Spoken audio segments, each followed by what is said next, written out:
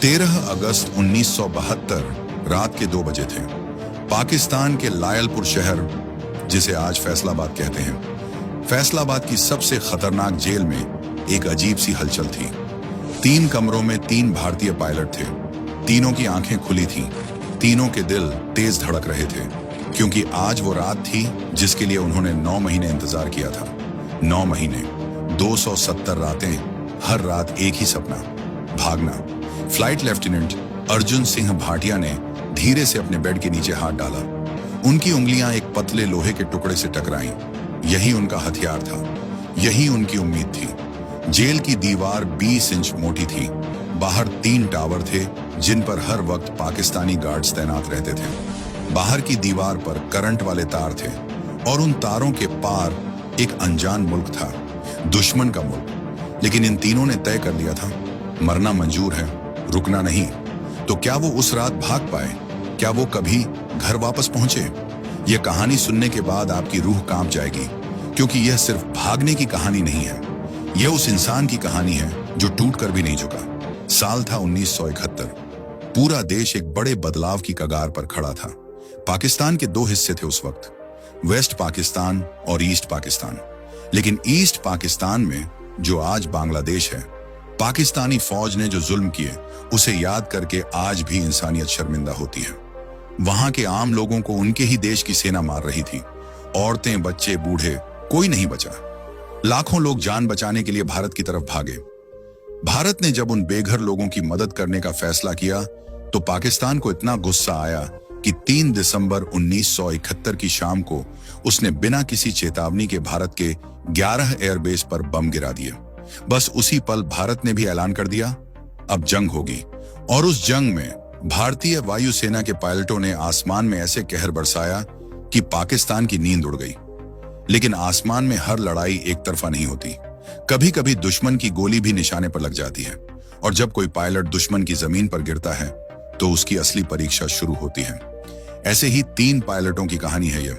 पहले pilot, flight lieutenant Arjun Singh Bhatia. Arjun Singh Bhatia को सब अर्जी कहते थे। लंबे कद के, तीखे नैन नक्श वाले, हंसी उनके चेहरे पर हमेशा रहती थी। लेकिन जब वो कॉकपिट में बैठते थे तो वो हंसी एक खतरनाक सन्नाटे में बदल जाती थी। 5 दिसंबर 1971 भाटिया अपना MiG-21 लेकर निकले थे। मिशन था पाकिस्तान के सरगोधा के पास एक रडार स्टेशन को तबाह करना। यह रडार स्टेशन भारतीय विमानों को ट्रैक करता था और उन पर मिसाइल दागता था। इसे खत्म करना जरूरी था। भाटिया ने जैसे ही रडार स्टेशन पर हमला किया, नीचे से एंटी एयरक्राफ्ट गनों ने फायरिंग शुरू कर दी। एक गोला सीधे उनके इंजन से जा टकराया। जेट धुएं में लपट गया। भाटिया के पास वक्त नहीं था। उन्होंने इजेक्ट का बटन दबाया और पैराशूट के साथ आसमान से नीचे आने लगे। लेकिन जैसे ही उनके पैर जमीन पर पड़े, उन्होंने देखा चारों तरफ से भीड़ आ रही है।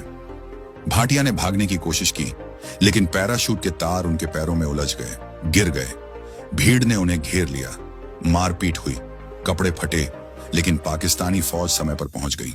इसे मत मारो, ये जिंदा काम का है। उन्हें उठाकर एक अंधेरे कमरे में ले जाया गया।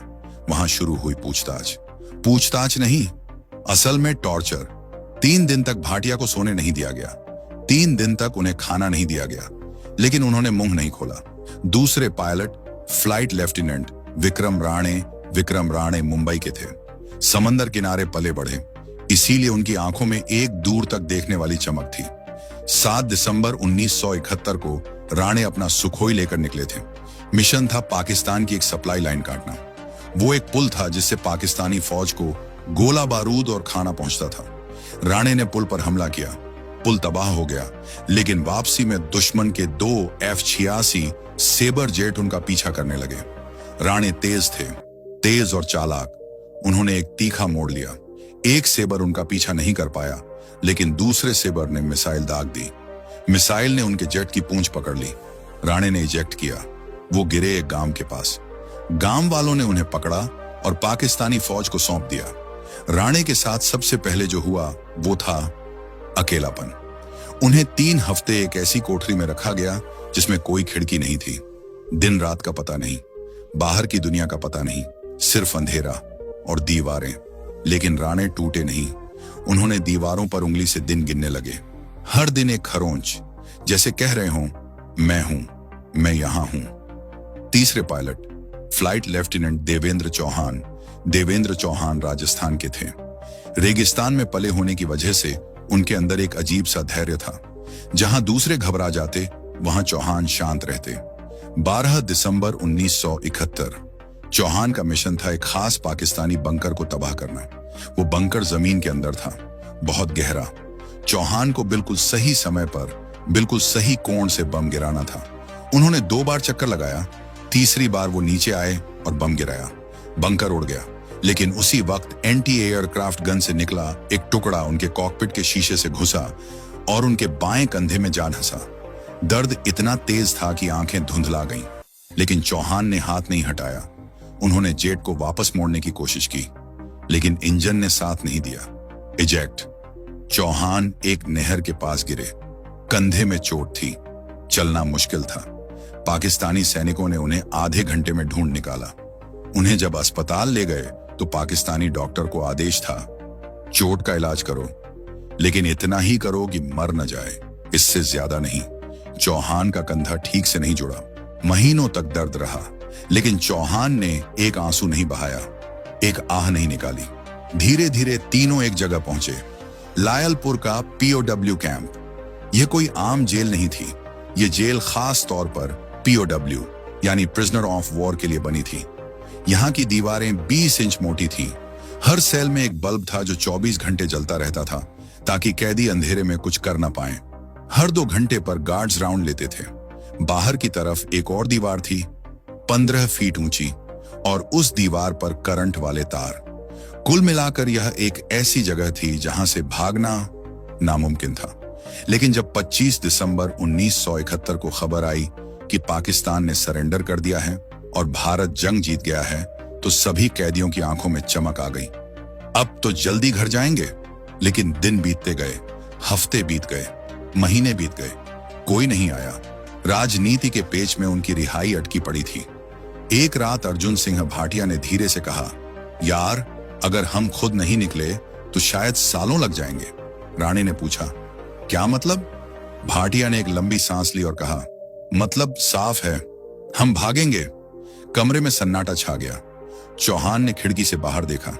गार्ड का साया दिख रहा था। फिर उन्होंने भाटिया की तरफ देखा और धीरे से कहा, बताओ, क्या सोचा है? उस रात वो तीनों सुबह तक बात करते रहे, और सुबह तक एक बात तय हो गई थी, यह तीनों भागेंगे या मरेंगे, बीच का कोई रास्ता नहीं। सबसे पहली जरूरत थी जानकारी। जेल का नक्शा, बाहर के रास्ते, बॉर्डर कहां है, अफगानिस्तान कितनी दूर है। इसके लिए उन्हें जेल के कमांडर मेजर इकराम उल्लाह का भरोसा जीतना था। मेजर इकराम उल्लाह पढ़ा लिखा आदमी था। उसे इतिहास और भूगोल का बहुत शौक था। भाटिया ने यह कमजोरी पकड़ी।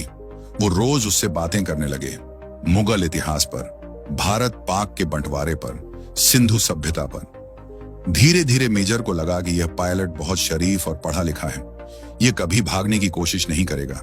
इसी भरोसे का फायदा उठाकर एक दिन भाटिया ने कहा, मेजर साहब, क्या हमें पढ़ने के लिए कुछ किताबें मिल सकती हैं? और एक नक्शा, हम यहाँ बैठे बैठे इतिहास पढ़ना चाहते हैं। मेजर मुस्कुराया। उसने कहा, ठीक है। अगले दिन एक पुराना एटलस और 3 किताबें आ गईं। मेजर को जरा भी अंदाजा नहीं था कि वो अपने कैदियों को जेल की चाबी दे रहा है। तीनों ने रात भर नक्शा देखा। भाटिया ने समझाया, देखो, भारत का बॉर्डर नजदीक है, लेकिन वहां दोनों देशों की फौजें आमने सामने हैं, बारूदी सुरंगें हैं, वो रास्ता मौत का रास्ता है। राणे ने पूछा, तो फिर? भाटिया ने उंगली पश्चिम की तरफ रखी। अफगानिस्तान। चौहान ने कहा, लेकिन वो बहुत दूर है। भाटिया बोले, दूर जरूर है, लेकिन वहां के पहाड़ी रास्तों में न पुलिस है न चेक पोस्ट। वहां कबीले रहते हैं जो पाकिस्तान सरकार को ज्यादा नहीं मानते। हम वहां से छिपते छिपाते निकल सकते हैं। प्लान तय हुआ। रास्ता अफगानिस्तान। अब असली चुनौती थी जेल की 20 इंच मोटी दीवार तोड़ना, बिना किसी औजार के, बिना किसी शोर के, और बिना किसी को पता चले। औजार जुटाना। एक दिन जेल में नलसाज आया पाइप ठीक करने। चौहान उसके पास गए, बातें शुरू की, उसका ध्यान भटकाया, और जब वो नलसाज पाइप की तरफ झुका, चौहान ने फुर्ती से उसकी बेल्ट से एक छोटी छेनी खींच ली। दूसरे दिन एक गार्ड अपना टिफिन छोड़कर किसी काम से चला गया। राणे ने चुपचाप टिफिन से एक मोटा चम्मच निकाल लिया। अब उनके पास थी एक छेनी और एक चम्मच, दुनिया के सबसे पतले हथियार, लेकिन यही उनकी जिंदगी थी।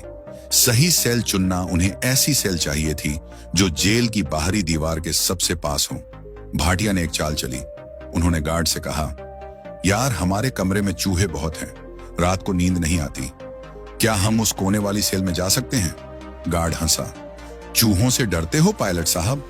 भाटिया ने भी हंसकर कहा, नहीं यार, लेकिन नींद तो चाहिए ना। गार्ड ने सोचा, यह तो बस आराम मांग रहे हैं। उसने हां कर दी। तीनों उस कोने वाली सेल में शिफ्ट हो गए जो जेल की बाहरी दीवार के ठीक पास थी।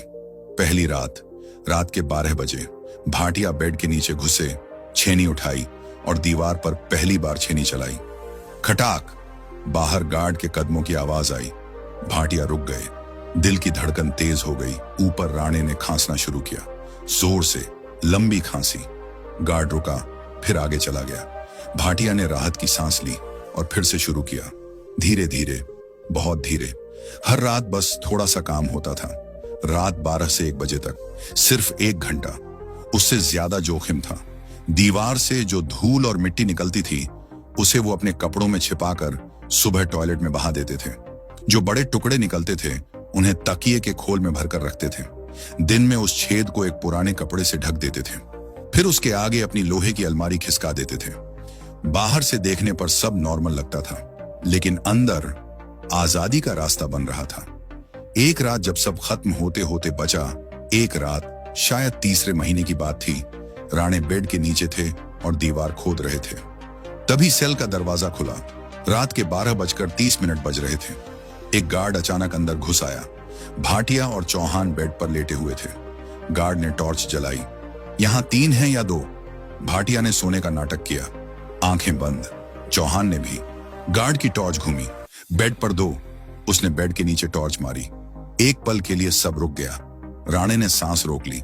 टॉर्च की रोशनी उनके चेहरे के ठीक 1 इंच पास से गुजरी। गार्ड को धूल दिखी, लेकिन राणे नहीं दिखे। वो थोड़ा और अंदर घुसे हुए थे। गार्ड ने टॉर्च बंद की, बड़बड़ाया और चला गया। सेल का दरवाजा बंद हुआ। फिर एक लंबी चुप्पी। राणे धीरे धीरे बाहर निकले। तीनों की आंखें मिली। कोई कुछ नहीं बोला, कोई जरूरत नहीं थी। कंपास बनाना 1 महीने बाद उन्हें एहसास हुआ कि जेल से निकलने के बाद दिशा नहीं पता होगी। रात का अंधेरा होगा, अनजान जमीन होगी। बिना कंपास के वो रेगिस्तान में भटक जाएंगे।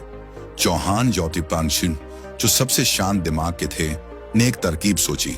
उन्होंने एक सुई ढूंढी, जेल की सिलाई किट से। फिर एक छोटा सा चुंबक चाहिए था। उन्होंने जेल में मिले एक पुराने ट्रांजिस्टर रेडियो के अंदर से, जिसे गार्ड ने उन्हें सुनने के लिए दिया था, एक छोटा मैग्नेट निकाला। उस मैग्नेट पर सुई को 200 बार रगड़ा। फिर उस सुई को एक कागज की नाव पर रखा और पानी के कटोरे में तैराया। सुई उत्तर की तरफ मुड़ गई। बस, कंपास तैयार। जेल के अंदर भेस बदलना। जेल में हर महीने कुछ पैसे मिलते थे। इन्हीं पैसों से उन्होंने टुकड़ों में सामान इकट्ठा किया, सूखे मेवे, बिस्कुट, एक छोटी टॉर्च और सबसे जरूरी, पठानी सूट। जेल के दर्जी को कहा गया कि 3 पठानी सूट सिलो। दर्जी ने पूछा, क्यों? भाटिया ने कहा, यहां ठंड बहुत है, ऊपर से कुछ पहनना है। दर्जी ने सिल दिए। उसे नहीं पता था कि वो 3 भारतीय पायलटों के लिए पाकिस्तानी भेस तैयार कर रहा है। 9 महीने बाद, सितंबर 1972, एक रात बादल घिर आए, तेज हवा चली और फिर बारिश शुरू हुई, मूसलाधार बारिश। भाटिया ने राणे को देखा, राणे ने चौहान को देखा। तीनों की आंखों में एक ही बात थी। आज रात उन्होंने पठानी सूट पहने, सामान समेटा, कंपास उठाया। भाटिया ने आखिरी बार उस सेल को देखा जहां 9 महीने गुजारे थे। दीवार पर खरोंचें थीं जो राणे ने दिन गिनने के लिए की थी। 270 खरोंचें, 270 रातें। भाटिया ने धीरे से कहा, चलो। बेड हटाया, अलमारी खिसकाई, कपड़ा हटाया और वो सुरंग सामने थी। 20 इंच मोटी दीवार में बना एक इंसान के गुजरने जितना छेद। 9 महीने की मेहनत, 270 रातों का पसीना। भाटिया ने आखिरी ईंट धीरे से बाहर धकेली। बारिश की आवाज में ईंट के गिरने की आवाज डूब गई। बाहर ठंडी हवा का एक झोंका अंदर आया। पहले राणे निकले, रेंगते हुए, फिर चौहान। उनके कंधे में अभी भी दर्द था, लेकिन वो बाहर आ गए। आखिर में भाटिया। जैसे ही भाटिया बाहर निकले, उन्होंने देखा दीवार